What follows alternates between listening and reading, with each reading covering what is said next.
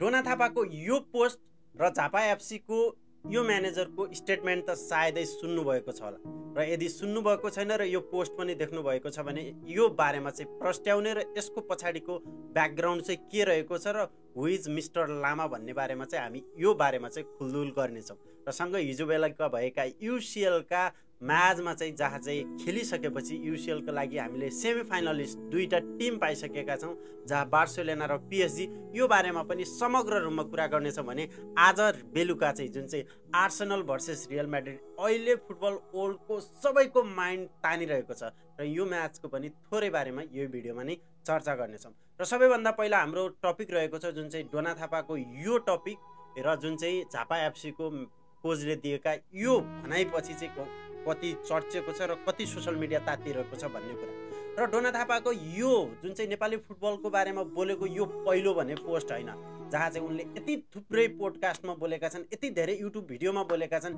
यति धेरै फेसबुकका पोस्टहरूमा उनले नेपाली फुटबलको जुन चाहिँ तितो यथार्थ चाहिँ उनले निकालेका छन् जुन कुराले गर्दा नै उनी नेपाली फुटबलमा नपचेको कुरा उनी अहिले दाबी गर्छन् जुन चाहिँ एनएसएलको पहिलो एडिसनमा ललितपुर एफसीसँग आबद्ध भएर खेलेका थिए र त्यसपछि सेकेन्डमा हुँदाखेरि चाहिँ उनी चाहिँ अनसोल्ड भए जुन दुःखको क्षणलाई नै अहिले सदुपयोग गर्दै उनले अनसोल्ड ब्रान्ड बनाएका छन् जुन ब्रान्ड अहिले अति नै बवाल नै पपुलर पाइरहेको छ र डोना थापा एउटा प्रोफेसनल फुटबलर भइसकेपछि उनले नेपाली फुटबलको बारेमा यथार्थ बोल्दै गइसकेपछि उनको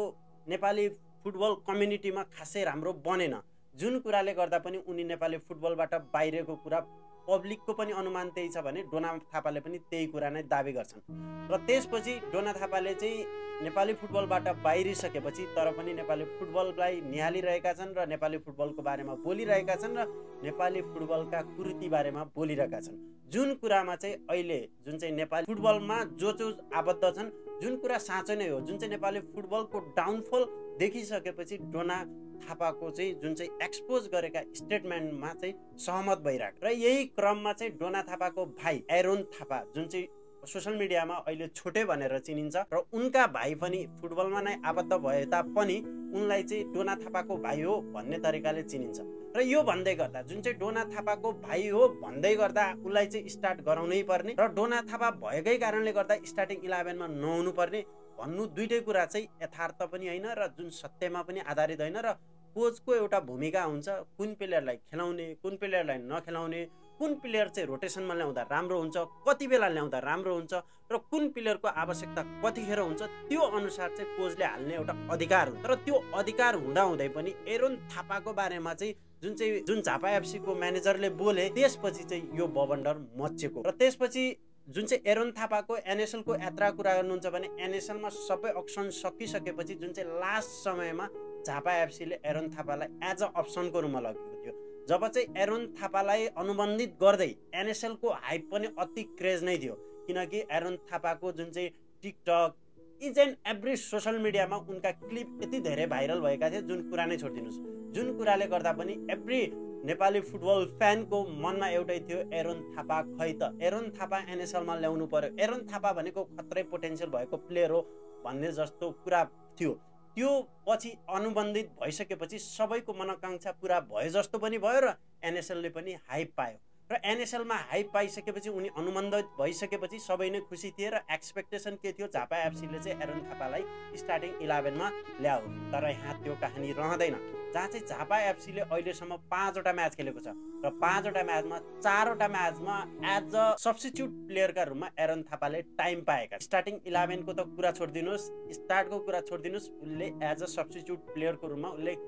काम पाएको छ जहाँ चाहिँ फर्स्ट म्याचको कुरा गर्नुहुन्छ बुटोल एफसीसँग उनी खेल्न पाएनन् त्यसपछि काठमाडौँ रेजर्ससँग जुन चाहिँ 64-65 मिनटपछि उनलाई हालिएको थियो र त्यसपछि उनले 1-2वटा सर्ट पनि हालेको थियो जुन कुरा पनि सोसल मिडियामा यति धेरै भाइरल भएको थियो र त्यसपछि नेपाली फुटबल फ्यानले होइन एरोन थापालाई स्टार्टिङ 11 मा ल्याउनु पर्यो भनेर कमेन्ट पनि यति धेरै गरेका थिए जुन कुरा छोडिदिनुहोस् त्यसपछि थर्ड म्याच हुन्छ थर्ड म्याचमा चितवन एफसीसँग खेलिन्छ चितवन एफसीसँग झापा एफसी चाहिँ 1-0 ले डाउन भइरहेको हुन्छ त्यही बेला चाहिँ एरोन थापाले पेनाल्टी विन गर्छन् जुन चाहिँ लास्ट मिनेटमा गएर त्यही पेनाल्टीको कारणले गर्दा ड्र खेल्न सफल हुन्छ र त्यो कारणले गर्दा पनि एरोन थापाले त्यो दिन इनर्जेटिक अवार्ड पाउँछन् र त्यसपछि उनले पछि जुन चाहिँ धनगढी एफसीसँग चाहिँ झापा एफसीले 1-0 ले हारिसकेपछि झापा एफसीको एनएसएलको यात्रा लगभग क्लोज हुन्छ र त्यो क्लोज भइसकेपछि त्यो म्याचमा चाहिँ एरोन थापालाई 86 मिनेट पछाडि चाहिँ स्टार्ट गराइन्छ, ल्याइन्छ र त्यो ल्याइसकेपछि जहाँ चाहिँ एक्स्ट्रा टाइम र जुन 86 पछिको 4 मिनेट जोड्दा अलमोस्ट 10 मिनेट हुन जान्छ। त्यो 10 मिनेटमा एरोन थापाले 5वटा 4वटा चान्स क्रिएट गर्छन्, जुन चान्स एकदमै खतरा हुन्छन् र त्यसपछि जहाँ चाहिँ प्रेस कन्फरेन्समा म्यानेजरलाई सोधिन्छ एरोन थापाको यति इम्प्याक्टफुल म्याच हुँदाहुँदै यति इम्पोर्टेन्ट तपाईँ 1-0 ले डाउन हुनुहुन्छ र यस्तो इनर्जेटिक प्लेयरलाई किन स्टार्ट गराइँदैन भनेर पत्रकारलाई सोद्धा र उनले भन्छन् कि यो कुरा एउटा ममा पनि डिपेन्ड गर्छ, तर यहाँ धेरै पर्सनल कुराहरू छन् जुन कुरा चाहिँ अहिले यहाँ भन्न मिल्दैन भनिसक्छन्। त्यसपछि बवन्डर मचिन्छ डोना थापाको पोस्टमा र त्यसपछि डोना थापाले जुन क्लिपलाई राखेर फेसबुकमा पोस्ट हाल्दै भन्छन् कि मेरो गल्ती थियो, सबै कुरा म नै थिएँ, मैले नै जे गरे तर मेरो कारणले गर्दा मेरो भाइलाई किन मेरो करियर त बर्बाद गर्यो, मलाई फुटबलबाट त निकाल्यो, छुटायो तर मेरो भाइलाई यति किन भन्ने जस्तो उनले आशय राख्दै उनले यो पनि भन्छन् कि मेरो यति करियर र नेपाली फुटबलबाट मलाई छुट्याउन बाहिर गर्नुमा चाहिँ एउटाको हात छ, त्यो हो मिस्टर लामा, जुन अहिले मेरो भाइपछि पनि लागिरहेको छ भनेर चाहिँ उनले चाहिँ एउटा पुरै नाम नभने पनि कास्ट सहितको चाहिँ उनले एक्सपोज गर्छन् र त्यसपछि मिस्टर लामा को हो भन्ने धेरैको जिज्ञासा रहेको छ, जुन जिज्ञासा अहिलेसम्म पनि लुकेको छ। तर as a Nepali football fan भएर नेपाली फुटबललाई फलो गर्छ, अपडेट गर्छ भने हु इज मिस्टर लामा भन्ने उसलाई एन्सर छ। किनकि जुन चाहिँ डोना थापाले चाहिँ जुन चाहिँ एउटा जगदीश श्रेष्ठ भनेको पहिलाको प्लेयर जुन चाहिँ अहिले बाहिर अफरोडमा केही गर्दैछन्, जसलाई चाहिँ एनएसएल खेल्न नदिएको भनेर उनले पोस्ट गर्छन् र त्यसपछि उनले भन्छन् कि नेपाली फुटबलको इच एन्ड एभ्री प्लेयरलाई थाहा छ, जसले चाहिँ उसको चाकरी गरिबस्छ ऊ मात्र नेपाली फुटबलमा टिकिरहेको छ। त्यो कारणले गर्दा त्यो जब चाहिँ एन्फा अथवा नेपाली फुटबलबाट यो धमिरालाई हटाइँदैन तबसम्म चाहिँ यो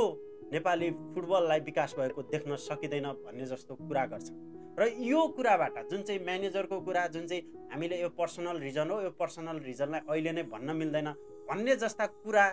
स्टेटमेन्ट जुन डोना थापाको ब्याक टु ब्याक नेपाली फुटबलप्रतिको तितो सत्यले गर्दा हामी थाहा पाउन सक्छौँ कि नेपाली फुटबल चाहिँ कसरी रन भइरहेको छ, एनएसएल कसरी रन भइरहेको छ। र एनएसएललाई मैले फलोअप नगर्नको रिजन पनि यही नै हो। जब चाहिँ एनएसएलको जुन चाहिँ हरेक प्रक्रिया हेर्न सक्नुहुन्छ, जहाँ चाहिँ कमेन्ट्रीको कुरादेखि लिएर एच एन्ड एभ्री कुरा रिपिटेड जो चाहिँ पहिलादेखि नै त्यहाँ राज गरिरहेको छ, सिन्डिकेट तरिकाले चाहिँ चलिरहेको छ। त्यो कारणले गर्दा पनि मैले कुनै भिडियो पनि फलोअप गरेको थिएन र फाइनल्ली जब चाहिँ डोना थापाले चाहिँ यो कुरा भनिसकेपछि चाहिँ मलाई पनि यो बारेमा चाहिँ केही तपाईँहरूलाई अपडेट गराउनको लागि मैले अपडेट गराएको र मिस्टर लामा को भन्ने बारेमा चाहिँ अहिले चाहिँ नभनिहालौँ र त्यो यथार्थ ननिस्किँदासम्म कसैलाई पनि दोष लगाउन मिल्दैन। तर हाम्रो जुन चाहिँ एउटा अब्दुल्ला अल्मतारी भनेको नेपालको हिस्ट्रीमा अहिलेसम्मको बेस्ट कोच हो, जुन कोचलाई हटाउनमा पनि उसको ठुलो हात छ भन्ने कुरा चाहिँ सबैलाई थाहा छ। तर यो कुरा यथार्थ नआउँदासम्म यसै नै राखौँ र जब चाहिँ एभिडेन्स सहित आउँछ तब म तपाईँहरूमा ल्याउने नै छु। त्यसपछि कुरा गरौँ हिजो बेलुका भएका ड्रामाटिक म्याचको बारेमा। क्वालिफाई भए एउटा टिम, मन जिते अरू टिमले। जहाँ चाहिँ एस्टन विल्लाको कुरा गर्नुहुन्छ मन जित्यो, जहाँ डर्टमुन्डको कुरा गर्नुहुन्छ मन जित्यो, तर क्वालिफाई भयो पिएसजी र बार्सेलोना। र पिएसजी र बार्सेलोना यो पटक अति नै फर्ममा छन्, हामी सबैलाई थाहा छ।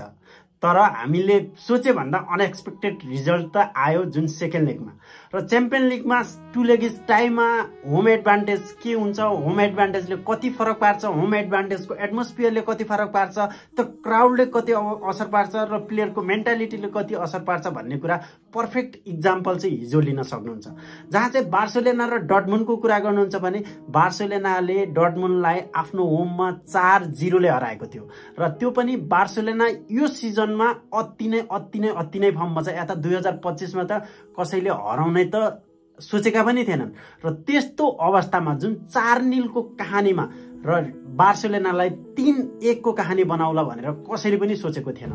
होला। जित्ला अथवा एकदमै लो स्कोरिङ होला, एकदमै टाइट स्कोरिङ होला भनेर धेरैले एक्सपेक्टेसन राखेका थिए, तर त्यो एक्सपेक्टेसन भन्दा फरक खालको भएको थियो। जुन 3-1 को कहानीको कुरा गर्ने हो भने पनि एक गोल पनि जुन चाहिँ ब्रुसिया डर्टमुन्डले ओन गोल गरेको थियो, जहाँ ब्रुसिया डर्टमुन्डले ब्याक टु ब्याक 3-0 बनाउँदासम्म र त्यसपछि जुन चाहिँ ओन गोल नभएको भए, जुन चाहिँ लास्ट मिनेटमा एक गोल मात्र बोरुसिया डर्टमुन्डलाई आवश्यक थियो र त्यो समयमा एक गोल हुन्थ्यो भने के हुन्थ्यो भन्ने सबैको प्रश्न खडा छ र बार्सेलोनाको फ्यानलाई पनि त्यो कुरा सायदै कौतूहलता छ होला। र बार्सेलोनाको लागि पेड्री कति आवश्यक हो, इनिगो मार्टिनेज कति आवश्यक हो, बाल्दे कति आवश्यक हो र राफिनियालाई फ्री स्पेस बनाउनको लागि